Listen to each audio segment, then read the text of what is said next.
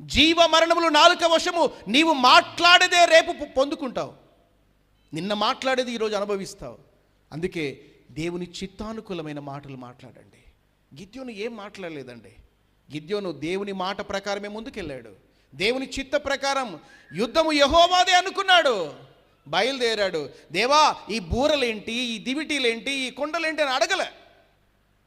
బయలుదేరాడు. ప్రభు చెప్పాడు, బూరలు ఊది కుండ బగలగొట్టి దివిటి ఎత్తి పట్టుకోండి అన్నారు. అసలు మీకు ఒక విషయం చెప్పనా, వీరు యుద్ధమే చేయలే. ఈ 300 మంది ఎవరు చేస్తారు యుద్ధం?